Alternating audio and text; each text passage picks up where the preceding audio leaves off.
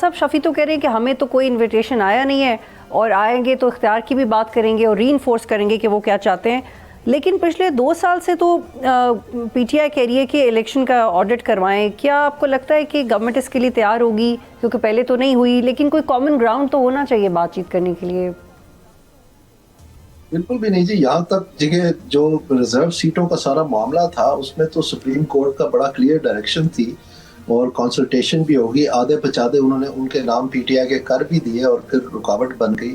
اب وہ انجوائے کر رہے ہیں جو گورنمنٹ میں پارٹیز ہیں ان سیٹوں کو.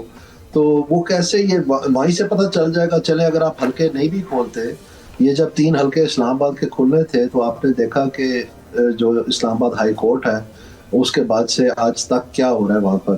تو یہ وہ نشانیاں تو نہیں ہے نا کہ یہ پورا الیکشن جو ہے وہ دوبارہ سے کھول دیں گے یا فریش الیکشن کروائیں گے. تو یہ میرے خیال میں نہیں ہونا. اور اس وقت جو صورتحال وہ یہ ہے کہ دونوں سائڈیں وقت خرید رہی ہیں یہ دیکھنے کے لیے کہ کب ان کا جو سچویشن ہے وہ بہتر ہوتی ہے تاکہ وہ اپنا اگلا ایکشن لے سکیں. اور حکومت جو ہے وہ چاہ رہی ہے کہ معیشت کہیں سے چل پڑے اور یہ کہہ سکیں کہ جی دیکھیں ہم خوشحالی لے آئیں. اور پی ٹی آئی جو ہے وہ سمجھتی ہے کہ ان سے کام ہو نہیں پانا کیونکہ بوجھ بہت زیادہ ہے اور ان کے پاس کوئی اسٹریٹجی پلان بھی نہیں ہے. تو وہ کہتے ہیں کہ یہ معیشت اچھی طرح سے ڈبا لیں تو پھر اور لوگ ان کی طرف رجحان کریں گے. اس طرح سے ابھی سٹینڈ آف ہے.